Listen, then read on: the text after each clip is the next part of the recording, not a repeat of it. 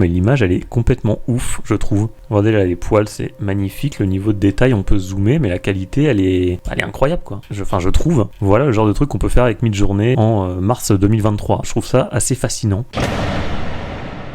Bon alors ces images ultra réalistes sur Midjourney, comment on fait? Est-ce qu'il suffit d'écrire ultra réalistique dans son prompt pour avoir le résultat escompté? Réponse non évidemment, c'était bien tenté mais c'est pas aussi simple que ça. Du coup je vais vous montrer sur mon écran comment j'ai fait pour obtenir des résultats vraiment bluffants. Cette vidéo je l'ai réalisée parce que j'avais fait un sondage sur ma chaîne où je demandais en gros quel sujet vous intéresserait le plus. J'avais proposé un livre de coloriage, les droits d'auteur sur Midjourney et les photos ultra réalistes. Et du coup c'est l'idée des photos ultra réalistes qui a remporté la majorité des suffrages. Du coup je m'exécute, je fais cette vidéo et il y aura aussi celle sur les droits d'auteur évidemment. Par contre celle sur les coloriages on en a rien à foutre donc ça sera peut-être pas fait. Bref, trêve de bavardage, on passe sur mon écran pour voir comment faire des incroyables images sur Midjourney. Alors on se retrouve sur mon écran pour voir un petit peu ces images ultra réalistes comme on fait sur Midjourney. La première chose que j'ai envie de vous dire c'est pourquoi faire simple quand on peut faire compliqué? Alors pourquoi j'ai écrit ça? Tout simplement parce que quand j'ai commencé à me pencher sur cette question, je suis tombé sur des prompts ultra techniques avec beaucoup de termes, du jargon de la photographie, etc. Je me suis dit oulala, qu'est-ce que c'est que ce bourbier, ça va être super compliqué. Et en fait, à force de faire des tests, je me suis rendu compte qu'avec des prompts très très simples, on pouvait obtenir des résultats vraiment excellent et c'est ce que je vais vous montrer aujourd'hui. Alors bien sûr il va y avoir des termes un petit peu techniques, il va y avoir des prompts un petit peu plus compliqués, mais vous allez voir qu'il y en a qui sont à la portée vraiment de tout le monde et qui peuvent offrir des résultats vraiment top. Donc déjà la première chose que je voudrais vous montrer, forcément c'est un portrait classique Midjournesque on va dire, et ça voilà on sait tous les faire, c'est vraiment le prompt de base, un portrait d'une femme blonde. Voilà, et on a toujours cet effet un petit peu peinture. Alors évidemment c'est très joli, mais effectivement ça fait pas très naturel. On dirait que c'est filtré, enfin voilà, c'est vraiment un style digital, je saurais pas trop comment l'appeler. On va l'appeler le style Midjourney pour faire simple. Et ensuite pour avoir un truc ultra réaliste, on pourrait se dire allez on va rajouter juste ultra réalistique dans le prompt. Et résultat, c'est pas... Je crois que c'est un petit peu mieux, mais au final c'est toujours un peu ce style de Midjourney. Et là on est loin d'une vraie photographie. Idem si on continue avec Portrait of a Blonde Woman, ultra réalistique, HD, high quality image, 4K, etc. Bof quoi. Je crois que ça n'a pas changé grand chose. Peut-être qu'il y a plus de lumière, mais franchement, on n'est toujours pas sur quelque chose d'ultra réaliste qui se rapproche de la photographie. Donc une fois qu'on a fait ce constat, on va essayer de faire autre chose tout simplement. Et on va partir de ce portrait, enfin pas cela, mais en gros le même principe quoi, portrait de soldats pendant la guerre. Et là j'ai rien mis du tout, donc on a toujours ce style Midjourney qu'on reconnaît très bien, totalement caractéristique de l'outil. Et on va essayer de travailler à partir de ça. Et voilà, juste avec un prompt très simple, portrait d'un soldat, Nikon D750, donc c'est simplement le modèle d'un appareil photo, un Nikon, objectif 35 mm. Et voilà déjà les résultats qu'on obtient, et vous voyez qu'à part celui en haut à gauche, et encore c'est quand même mieux, mais autrement, on a déjà en fait des portraits qui sont hyper réalistes. Juste avec ce simple prompt en mettant le nom de l'appareil qu'on voulait plus l'objectif, avec un ratio un peu différent, et voilà le résultat. Et d'ailleurs, avant qu'on aille un peu plus loin, on va passer à la partie un petit peu chiante de la vidéo entre guillemets, rassurez-vous ça va durer 2 minutes, ça va être juste le lexique. Hop, voilà les quelques notions. Alors là, les 35 mm, etc., c'est ce que j'ai écrit. En fait, c'est pour savoir à quel point notre sujet va être grossi par l'objectif ou non. Alors je vais vous mettre en description de la vidéo plusieurs liens d'articles pour vous former entre guillemets à la photographie si vous voulez, enfin ne serait-ce que pour que vous compreniez un petit peu ce que vous écrivez. Donc par exemple une focale standard 50 mm ou 35 mm qui reproduit à peu près l'angle de vue de l'œil humain, grand angle 18 mm qui diminue la taille des objets et donne un angle de vue plus grand comme son nom l'indique, un focal téléobjectif 250 mm par exemple qui agrandit la taille des objets mais donne aussi un angle de vue plus étroit. Donc ça c'est ce qui va concerner tout ce qui est millimètres. Je vous ai mis un petit schéma également, ça vous pouvez le retrouver très facilement sur Google Images et je vais vous mettre des sources dans la description. Voilà, comme ça vous voyez à quoi ça correspond, 24 mm, 35 mm, etc., 200, 300, 600. Ensuite, on va parler un petit peu de ces trucs-là, focale, f, slash, etc. Donc ça détermine la quantité de lumière que le diaphragme de l'objectif va laisser passer pour venir frapper le capteur. Et en gros, on nous dit, le premier chiffre renseigne sur l'ouverture maximale de la position grand angle, le second chiffre renseigne sur l'ouverture maximale de la position téléobjectif. Donc par exemple, si on veut faire des photos en faible luminosité, on nous dit qu'il va falloir qu'on choisisse un truc genre 2.8, donc un chiffre plus petit. Les autres termes qu'on va utiliser, ça va être notamment SLR, donc ça c'est les argentiques réflexe et DSLR pour les réflexes numériques. Ensuite, on va voir Golden Hour. Ça, c'est la première heure de lumière après le lever du soleil et la dernière heure durant laquelle le soleil brille avant son coucher. C'est un peu le moment clé pour les photographes pour faire des magnifiques photos. Je sais pas, je dirais que c'est un peu leur happy hour en fait. C'est le truc qu'il faut pas rater parce que là, tu peux avoir des lumières, des luminosités vraiment incroyables. Tout ça, je l'ai découvert. Bien sûr, je connaissais pas. Ensuite, on a aussi bokeh. Alors ça, c'est une technique fréquemment utilisée en photographie et en production vidéo où l'on vient volontairement flouter de manière artistique un plan ou un élément de l'image. Cela permet de rendre le sujet clair et précis alors que le fond de l'image lui est flou. Tout ça c'est des éléments qu'on va pouvoir utiliser dans nos prompts, je vous le montrerai après et ça rend vraiment super bien. J'ai utilisé aussi 22 mégapixels par exemple, donc ça j'ai cru comprendre que c'était vraiment pas mal pour un appareil niveau qualité. Et Agfa Vista, c'est une pellicule couleur de sensibilité moyenne, idéale pour des prises de vue extérieures ou intérieures. Bref, tout ça c'est des trucs que j'ai utilisés et je vais vous montrer maintenant concrètement à quoi ça ressemble. La partie lexique chiante est passée, rassurez-vous. Du coup on revient à nos soldats et ensuite bah voilà, j'ai continué. Là après ce que j'ai fait c'est le même prompt sauf que j'ai rajouté le paramètre Q2 pour avoir un niveau de qualité supérieur encore et là vous voyez qu'on arrive vraiment à des trucs, enfin c'est déjà magnifique en fait. On a déjà un niveau de détail qui est ouf je trouve, c'est hyper réaliste, ça n'a plus rien à voir avec les premiers prompts qu'on a fait et pourtant c'était pas beaucoup plus compliqué. Je crois que j'en ai upscale une, ouais regardez celle-là. J'avoue que j'étais un peu scié par tous les résultats que j'ai obtenus. Alors je suis pas trop du genre à me pignoler devant mes trucs, mais là, j'ai trouvé ça vraiment pas mal quoi. J'étais bluffé. Et oui, donc ça c'était la comparaison par rapport à un upscale classique en fait, sans les paramètres liés aux photographies, etc. Donc en fait c'est le portrait mid-journesque classique. Et vous voyez bien la différence par rapport à celui-là, je trouve que ça n'a rien à voir. Là, qu'est-ce que j'ai rajouté ? Bah j'ai rajouté le truc de focal là qu'on a vu tout à l'heure. Encore un petit paramètre supplémentaire. Et là vous voyez. En bas à droite notamment, l'image je la trouve vraiment sublime. Je l'ai upscale également, voilà. Bon là on peut pas dire que c'est pas photoréaliste. Et vous avez vu franchement avec un prompt assez simple quoi. Alors Uplight je l'ai mis, mais en fait ça sert à rien. Je pensais que ça servait, mais en fait, je vais vous montrer. Donc le Light Upscaler crée une image, machin, on s'en fout, ajoute une quantité modérée de détails et de textures. Le Light Upscaler est utile pour les visages et les surfaces lisses lors de l'utilisation d'anciennes versions. Et oui, donc en fait, c'est plus du tout utile sur la version 4. J'ai fait les tests et effectivement, il n'y a aucune différence. Alors que sur la version 3, j'ai testé, effectivement, ça change quelque chose. Donc ne vous embêtez pas à mettre Uplight dans vos prompts, ça ne sert à rien. Enfin, si vous travaillez avec la version 4 en tout cas. Évidemment, vous n'êtes pas obligé de faire que des portraits. C'est-à-dire que là, vous voyez, j'ai changé, j'ai mis 80 au lieu de 35. Pour l'objectif et ensuite j'ai mis full body et j'ai changé aussi le ratio, l'aspect ratio. On est à 1.2 ce qui fait que c'est plus facile pour Midjourney pour nous faire des images en grand. Et là regardez, attendez je vais vous l'ouvrir celle-là parce que le niveau de détail sur les vêtements il est ouf je trouve. Déjà au niveau du visage je trouve ça incroyable, mais au niveau des vêtements c'est top quoi, c'est vraiment super beau. Je vais vous en montrer un autre. Lui aussi, allez on va zoomer, le visage franchement c'est vraiment pas mal du tout, et les fringues c'est assez impressionnant je trouve. Je sais pas, vous me direz en commentaire, mais moi je trouve ça vraiment top quoi. Bref, donc tout ça c'est pour les personnages, évidemment vous pouvez changer, parce que là depuis tout à l'heure j'ai mis Nikon D750, alors je trouve qu'il rendait super bien, donc j'ai vraiment forcé avec celui-là. Une fois que vous trouvez un truc qui vous plaît, vous compliquez pas la vie quoi. Mais après j'ai testé avec celui-là, X400TX machin, là je connais pas du tout, ça doit être un modèle d'appareil photo j'imagine. Et encore une fois, voilà, là on a encore une fois des portraits ultra réalistes, je trouve en bas à gauche, c'est top, enfin elles sont vraiment très belles. Le format Polaroid aussi marche très bien, ça rend toujours, je trouve, des images hyper réalistes.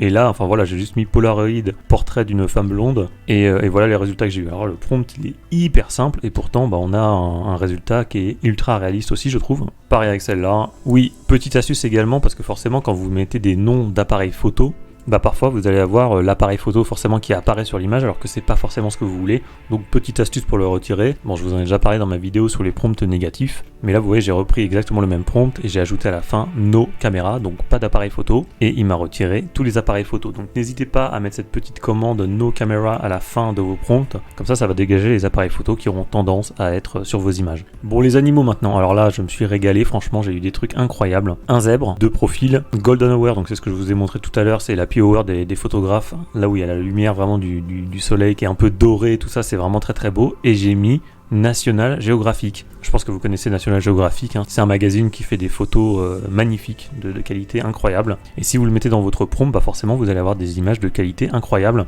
Comme c'est le cas ici, regardez les poils là avec le reflet, mais franchement c'est un truc de ouf. Et là cette fois-ci j'ai mis Shot on Agfa Vista, c'est ce que je vous ai montré tout à l'heure. C'est le type de pellicule, aspect ratio 16/9 et toujours Q2. Je l'ai mis à chaque fois pour augmenter la qualité de mes images. Et regardez le délire, il est super beau, je vais vous en montrer d'autres après qui sont magnifiques également. Mais avant je vais faire juste une petite parenthèse, parce que tous ces styles là que j'ai trouvés, National Geographic, etc., en fait vous les trouvez ici sur GitHub. Alors je vous mets le lien en description évidemment. Vous allez avoir tous les objectifs, lens, vous faites défiler, puis vous regardez, puis après vous choisissez ce que vous voulez, télescopique, panorama, wide angle, etc.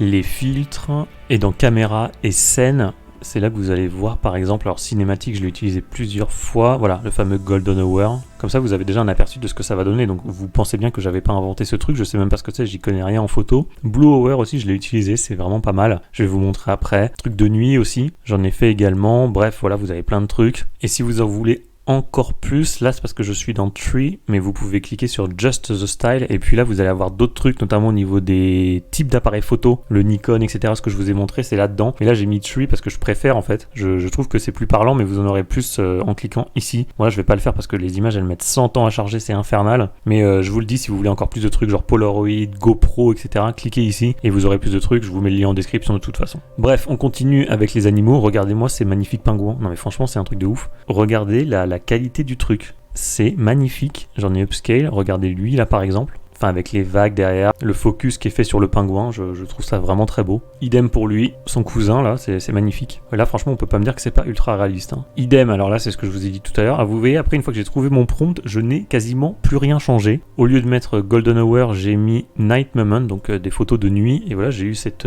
photo d'un petit singe dans la jungle, que je trouve vraiment très belle également. Le perroquet, toujours pareil, Nikon D750, 35 mm, objectif, etc. Et on a notre perroquet dans la jungle, pareil, très belle photo. Là, le Blue Hour dont je vous ai parlé tout à l'heure, je me suis dit que ça pourrait aller bien pour une chouette ou quelque chose comme ça, et franchement, je trouve que l'image est magnifique également. Là, c'est Nightographie, c'est ce que je vous ai montré également pour les chouettes, oiseaux nocturnes forcément, donc pareil, vous me direz en commentaire ce que vous en pensez, peut-être que je suis aveuglé par ce que j'ai fait, mais moi je trouve ça vraiment très beau. Là, pour le lion, j'ai changé, alors de toute façon, je vais vous mettre tous les prompts que j'ai utilisés dans la description, et cette fois-ci j'ai changé, j'ai mis un lion, National Geographic, professionnel color grading, donc retouche de professionnel des couleurs quoi, des faibles ombres, pas de contraste, une mise au point nette et film photographie, et on a encore une fois une très très belle image de lion qui est ultra réaliste je trouve. Donc voilà, comme je vous dis, tous ces prompts là, vous les retrouverez dans la description. Là j'ai changé, cette fois-ci j'ai mis GoPro au lieu de National Geographic, et on a cette espèce d'effet GoPro effectivement, je pense que vous devez connaître le genre d'image que ça fait. Là je trouve ça vraiment marrant, j'en ai fait une autre, voilà. Bon, vous pouvez varier comme ça, alors il y a des tonnes de trucs à tester, je pourrais pas toutes les faire, il y a des centaines, des milliers de combinaisons, alors celle-là je l'adore. Là j'ai quasiment rien rajouté, j'ai juste rajouté 22 mégapixels, donc un petit paramètre en plus que je vous ai montré tout à l'heure. Le pan, il est ouf, il est magnifique. Il y en a un autre, je vais vous montrer celui-là. Voilà, alors celle-là je l'ai upscale, je l'ai mise dans un outil pour l'upscale encore plus, et regardez le truc, mais l'image elle est complètement ouf je trouve. Regardez là les poils, c'est magnifique, le niveau de détail on peut zoomer, mais la qualité elle est incroyable quoi, je trouve. Voilà le genre de truc qu'on peut faire avec Midjourney en mars 2023, donc je trouve ça assez fascinant. Pareil, la menthe religieuse, je la trouve ultra réaliste, ultra belle également. Bon, faut aimer ce genre d'insecte, mais moi j'aime bien. Là j'ai changé, j'ai fait un test en plus, super macro photographie, pour avoir un tigre vraiment focus à fond, et je l'ai fait aussi pour la menthe religieuse, elle est plutôt marrante cette image je trouve. Vous pouvez faire ça, vous pouvez faire des tests, j'en ai fait pas mal, mais il y en aurait des centaines d'autres comme je vous ai dit. Bref, donc ça c'était pour les animaux. Ensuite on peut faire shot by plus le nom du photographe à la fin de votre prompt, et là en fait il suffit que vous connaissiez une liste de photographes. Alors moi j'ai fait très simple, j'ai tapé photographe célèbre sur Google, il m'a sorti une liste, j'ai fait 2-3 tests et puis c'était plié. Par exemple voilà, portrait d'une femme blonde, toujours pareil, 35 mm, clear facial features, et shot by Henri Cartier-Bresson, donc un photographe un peu à l'ancienne qui faisait des photos en noir et blanc. Et voilà, on a encore une fois des trucs ultra réalistes, avec juste en gros ce qui fait vraiment la différence je pense, c'est le fait d'avoir marqué le nom du photographe. Je l'ai refait ici avec une photo un peu plus de plein pied, donc forcément comme c'est des photos à l'ancienne, les modèles sont un petit peu vintage quoi, mais ça rend super bien si c'est ce que vous voulez. Voilà, vous pouvez utiliser ce genre de choses. Pareil avec Salgado, voilà, qui faisait aussi de la photo en noir et blanc. Vous avez encore des très beaux portraits ici. Et celui-là, c'est amusant parce que j'ai testé avec Steve McCurry. Alors, Steve McCurry, peut-être que vous le connaissez, c'est celui qui a fait cette photographie qui est très connue. Alors, même moi qui ne connais pas grand-chose, j'avais déjà vu cette image. Et en fait, du coup, ce qui est marrant, c'est que quand on fait dans nos prompts un shot by Steve McCurry, l'outil va avoir tendance à nous faire des images de femmes en mode afghan un peu, parce que la petite fille en tout, c'est une fille afghane. Et donc on va avoir comme ça des filles un peu voilées à chaque fois avec cette pupille un peu dorée qui fait vraiment un peu le charme de cette image très connue. Ce qui fait que c'est marrant de voir Midjourney vraiment s'imprégner totalement du style du photographe, mais qui du coup a même du mal à s'en détacher. Et d'ailleurs à ce propos, alors je vais vous montrer un truc, c'est que là vous voyez quand j'avais écrit son nom, il y a marqué The Word McCurry est banni.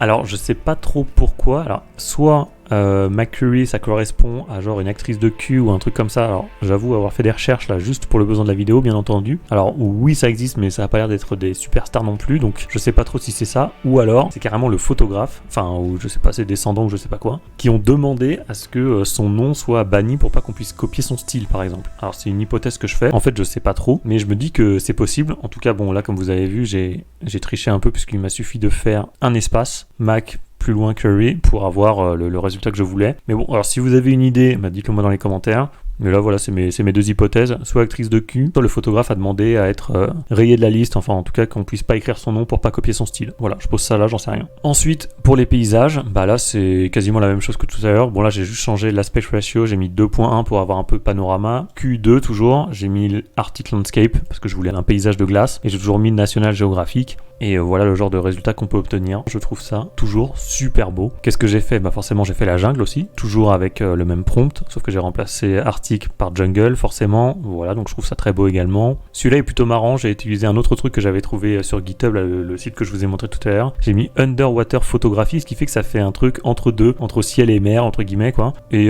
j'aime bien, alors c'est un petit peu moins net je trouve, mais le style est vraiment très sympa. Voilà, vous pouvez vous amuser comme ça à créer ce genre de prompt.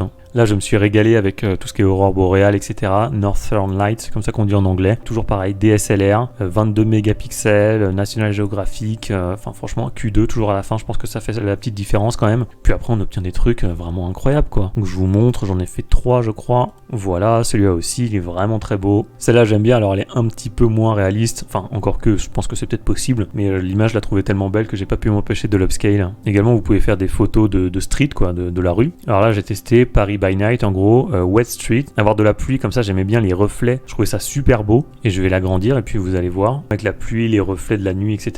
Je trouve ça vraiment top. Qu'est-ce que j'ai d'autre? Bah le fameux bokeh photographie, là, ce que je vous ai montré tout à l'heure, qui fait le focus sur un élément avant de flouter l'arrière-plan. Et là, alors je sais pas trop sur quoi il a fait le focus, peut-être là le devant de la route et du trottoir. Et derrière c'est flouté, on voit la pluie hein, là sur le lampadaire. Voilà, pareil, je trouve ça vraiment très beau. Qu'est-ce que j'ai fait? Voilà, c'est la même chose, mais avec des personnes, toujours de Paris la nuit, le bokeh photographie, etc.